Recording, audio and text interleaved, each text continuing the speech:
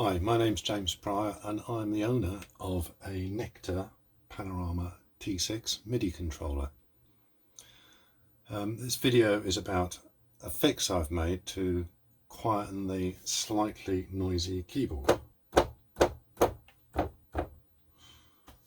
I expect my mod would work for the T4 as well, but I can't say for sure because I don't have one, a Panorama P4 or P6, and obviously the P1 isn't affected because it doesn't have a keyboard. Online, lots of people have mentioned that they think the keyboard is a bit clunky when the keys have been pressed, and on the release of the keys there's a sharp hit sound as the plastic keys spring back up again and hit a stop, resulting in a plastic slap type of sound which is fairly noticeable. It's worse than I just demonstrated because this is the keyboard after I've fixed it, so it's when the release comes up, but this has now been fixed using my mod, and it does make a difference. You will see that later on in the video, demoing the difference between a section that I had fixed and sections that were just not touched, left as they were original. After opening up the keyboard and a little investigation, I've devised a relatively simple fix, which I think most people should be able to do. And once I fine-tuned the method, I was able to make the change in an evening.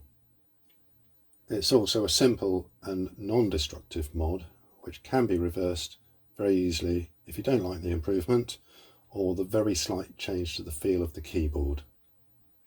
The mod affects all the white keys, but not the black keys, because as you'll see later when I show you the insides, getting at the black keys is not particularly easy without dismantling the whole keybed, and I'm not going to do that, and I wouldn't really expect anybody else to do that. I'm also fairly certain the mod does not affect the performance of the keyboard in terms of finger pressure, how hard you actually play it, or velocity, or aftertouch. I'll tell you a little story at this point. When I first bought the keyboard, second-hand off eBay, there was a problem with faulty faders, in particular 5 through to 9, which were giving strange jittery values on the screen, and they were affecting each other. So you turn one or two of them or whatever, and number 5 would invariably show a different value, even though you're doing one of the other faders. All a bit strange. So anyway, I got in contact with Nektar and was amazed that they said, yes, it's a problem with the whole fader board. And they said, we'll send you a complete new one for free if you're happy to wait 2 to 3 weeks for it to come from South California to the UK. They also said, we will send you instructions detailing how to replace the board, which you can do yourself if you're confident of doing this. Well, for me that was a no-brainer really. The job was quite easy and it saved me the hassle of getting a refund from the seller or sending it off to Nektar. Anyway, while I had the T6 unit open, I also had a look at the keyboard itself to see how I might quieten the key slap problem. So at first I thought surely some adhesive neoprene rubber or some soft felt material can be inserted somewhere, but it's not as easy as that because there is some thick, gunky, white Chinese grease on the key stops. I suspect that this is used in an attempt to buffer the key release action and quieten it a bit, but over time this probably smears and thins out and becomes less effective, and so it develops the noise. The trouble is that grease prevents anything being stuck where you need it, and so my idea of using an adhesive backed felt or neoprene rubber fell at the first hurdle. I've actually ended up using some Velcro brand sew-on hook and loop stitch-on fabric tape. This stuff here. Let's get it in the light.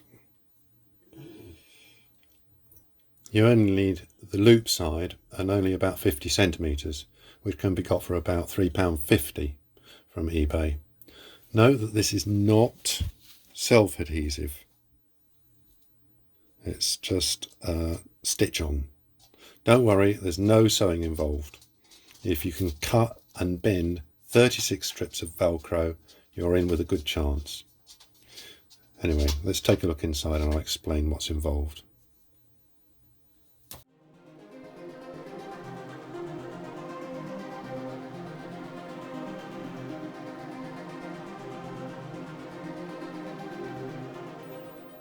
So what tools do we need? We need just a smallish crosshead screwdriver, and it needs to be magnetized because that will help you lift out the screws out of the long shafts on the underside of the whole unit. We need a medium-sized screwdriver for some larger screws which hold the whole key bed into the bottom of the base.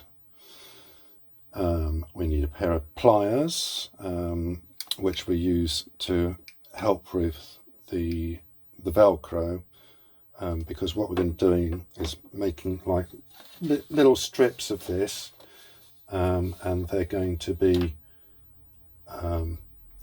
basically right angle bent in one or two places, and so the backing of this is fairly flexible, but also you can give it a bend and it'll hold that shape.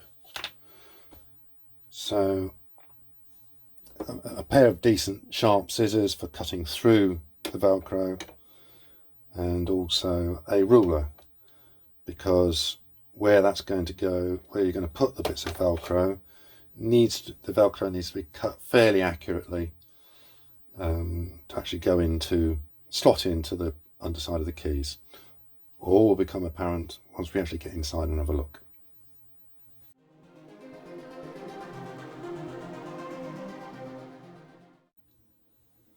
So to actually work on it, I recommend you get a decent sort of work surface, and put down a towel or something like that onto, because you're going to be turning this whole unit over, and you don't really want to be scratching a tabletop or anything of that sort, or hurting the surface of the unit. So I recommend a towel or some foam or something like that, just to lay it down onto. Obviously you'll have disconnected everything like that. So what I've done is I've already taken the screws out from underneath. I'll show you the underside as well, but if we just have a quick look inside. So I've already undone this lot, so that comes out like that. So you can see that really there's no need to be taking off any of the knobs or the fader things. You'll just open it up, and when you first open up the top, then there's these clips, cables, which need to come off these two joiners here, there and there. There's also a screw which holds this clip here down to the board just in this corner here. Hopefully you can still see that. So once you've done that, that kind of enables you to actually remove this whole top quite easily and put it aside safely. And then also that's all free from there, and you're able to then disconnect the keyboard in order to have a look inside it and work on it. So let me just turn this over. Let's just gently show it to you.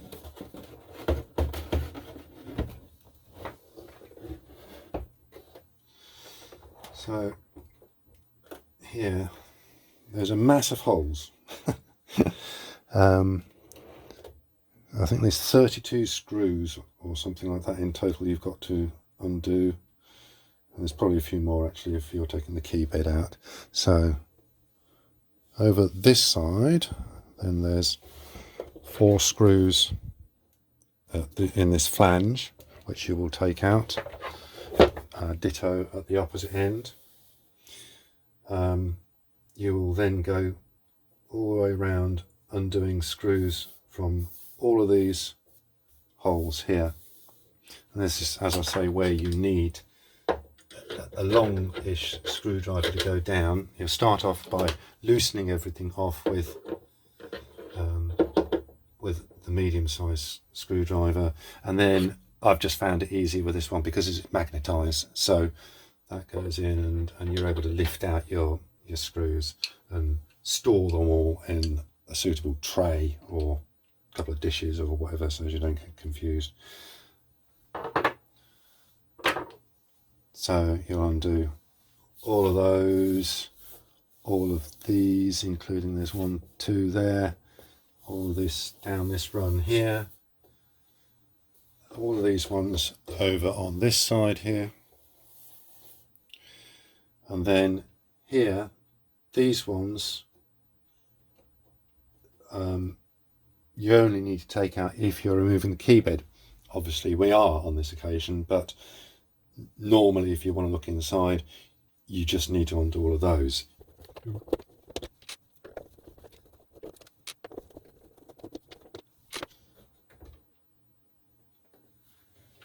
There we go.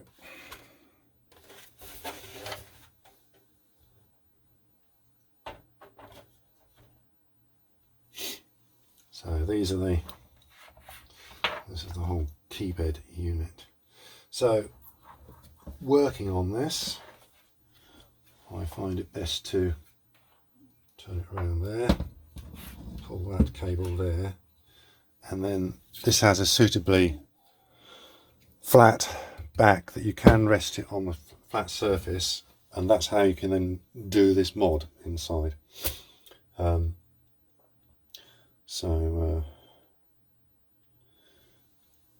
Just beware that you don't knock it, because it will fall over quite easily,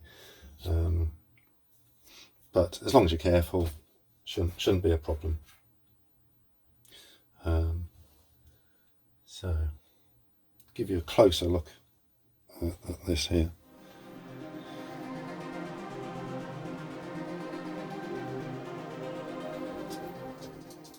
Okay, so this is what I've done. I've inserted little bits of Velcro along the whole length of the keyboard for all the white keys. Remember, the black keys, I'm not quite sure how we can get into that. That's the trouble. Let's just pull one out, and you'll get an idea of what it's all about. So that's it. It's as simple as that. Little bits of Velcro that you can bend, and this piece here needs to be exactly 8mm long, or 7mm. Don't go over 8mm. This is why we need the ruler to measure that piece. So you can see it's 8mm or slightly less. It doesn't matter if it's slightly less, but you don't want to have it any less than, say, 5 or 6mm. So aim for like 7 or 7.5mm if you possibly can. On the other end, that's also bent over, but that's not so critical. So what's happening is that we have these two stops in here. When the key goes down, it drops down, but it hits the aftertouch sensor inside before it gets and actually touches that stop. And then when it releases back up, it comes up, and then there's a bit of plastic in there, and that's what it hits against. That's what actually makes the clacky sound. So basically these go in, you push them in,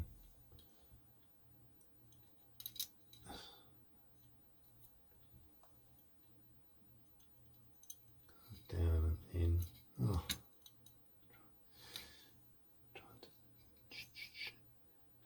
Once you get in the swing of it, is actually fairly straightforward. He says, right,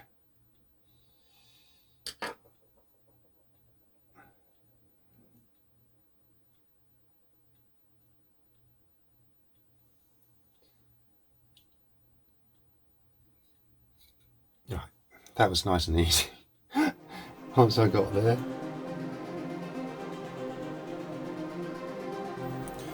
So what we're looking at is this little stop here. You can see all this Chinese grease that's stuck on here. It's all just a mess, and I really don't understand the function of that, other than perhaps it was already on the underside in order to kind of try and soften it and stop the sound a bit. But what's important here is that we need to get this Velcro to go underneath there. We've got to get it to rest in this back section here, going in above here, and that's where the softening effect of this Velcro is going to occur. But then we have to push the Velcro over and underneath this bit here, and that's where it's just going to lodge in behind that, hence the little bit of right angle at the top side, and then that will hold it all in place so it doesn't fall out when you're playing. So we just pop him in and then flip that over, get your screwdriver, push it down, and it just pops underneath the back there. And once it's in place, it's that's what it's doing, just dampening it down so that it's not so blooming noisy. So you basically have to cut about 36 of these little chaps, because there's that many white keys. And so where's my Velcro gone? So the 2-inch wide Velcro is just the right length, I found, for this to work. So you've got to cut it 5mm wide, so it goes just the width of that slot, the slot in the top here, but they're both the same dimension, these two holes. So you're basically just going to, you can estimate, but after a while you get used to doing it about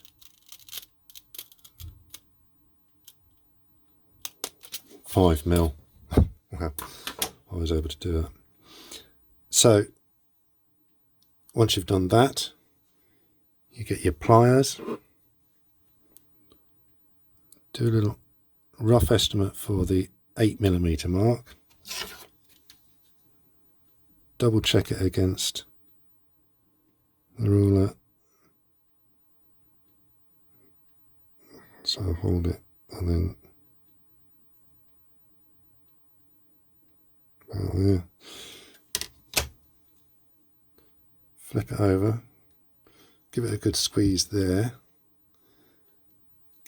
that helps to start the bend, push it over, and then use the pliers to really give a good hard squeeze on it, just on the edge, because you don't want to flatten the soft fluffy bit, because you want that to restrain or stop the actual keys, give them a bit of space, and the whole point is we're trying to soften the effect of it. So don't put it right over and squeeze down, just do it right on the edge there, just to squeeze it and give that right angle. Flip it around and then do the top edge, the top one, and that's not quite so crucial. As I said, you can just do it by eye. Bend him over. So there we go, we've got a new one. And then you just pop that in as I showed earlier. So, and one thing that really helps is if the one that's going in, if it's bent a little bit this way, because it helps it to go feed through and into that.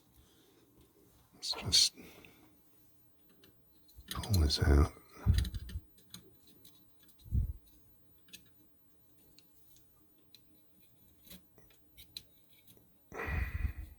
Come on. Anyway, so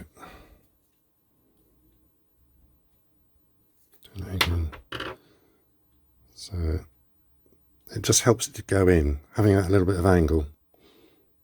So push it down,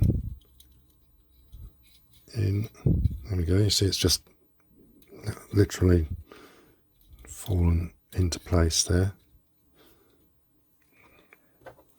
And then just flip it over, push it down behind that back piece, like that. And it's just repeat it all the way along. If you don't like the feel of it, you just remove them all. So it's no big deal. It's just nice and simple and easy. And they all look fairly secure. And if you can't, I had a few ballsy ones to start with. Over, and I just showed you over this end. There are just one or two of them that were a bit funny, a little bit bent, but they're fine. They didn't have to be perfect, but there were one or two that I made a real balls up with to start with. And so once I'd kind of got the technique right, I just went back and just replaced the one or two that I'd kind of made a bit of a cock up to start with.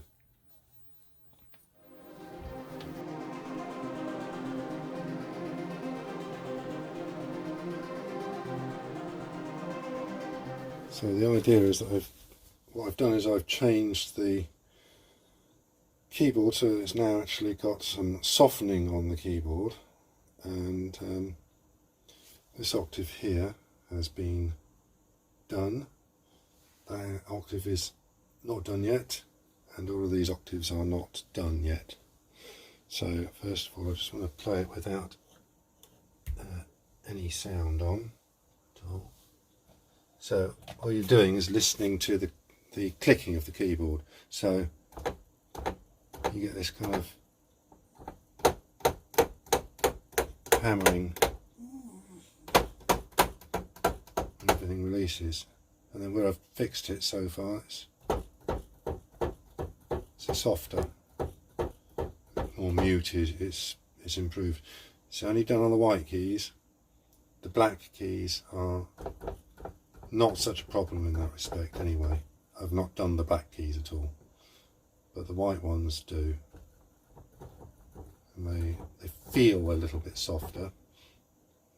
If you look here, you can see there's a very slight difference between the height of these ones, these keys and these keys, which are there as original, and these ones are original as well, and these ones here have been done. So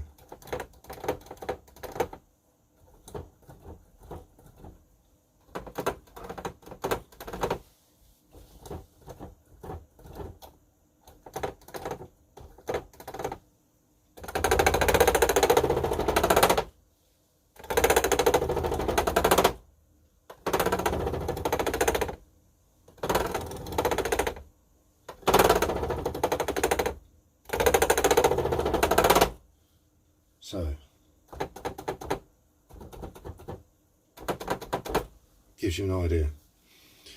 I don't think it makes any difference to the velocity control or the aftertouch. In theory it shouldn't. Let's just turn it up a bit. So I've just got a piano.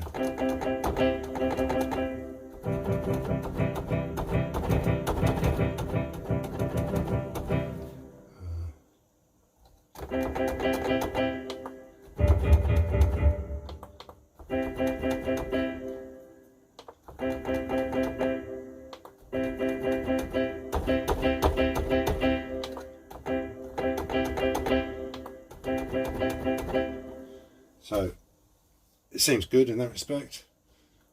I'm not sure about aftertouch, but as I say, I don't think it will affect that.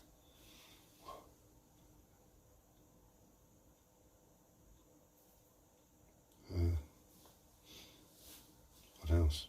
Don't know. That's it. These are alternative keys that I've put on here.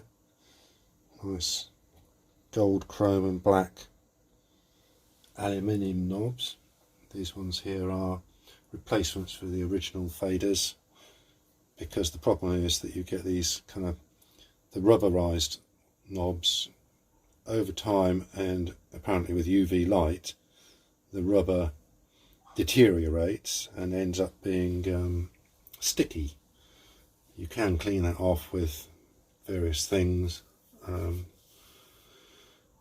like isopropyl alcohol, but I just thought you know, if it's going to happen again, then I'm going to change the knobs, so that's why I've put some alternative knobs on there. These ones are 4mm, 4mm hole, and it's 1mm wide.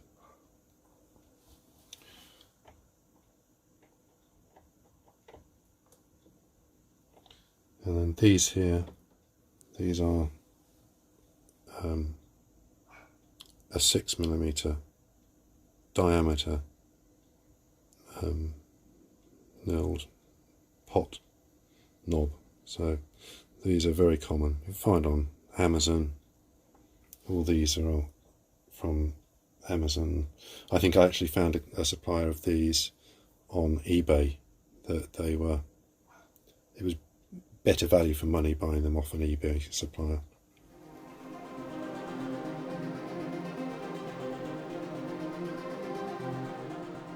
Hi, my name's Jim Pryor and I'm the owner of a Nektar Panorama T6. One of the things that is not so likeable is the fact that the keyboard has a bit of a noisy key bed. I can't demonstrate it because I've just fixed it all. Oh!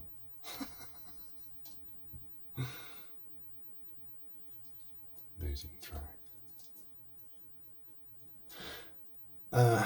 So, this is after I've fixed it.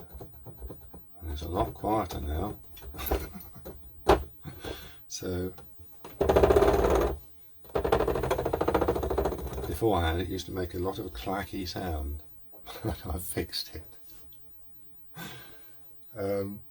Right, okay, so rewind a bit. I need to write something down.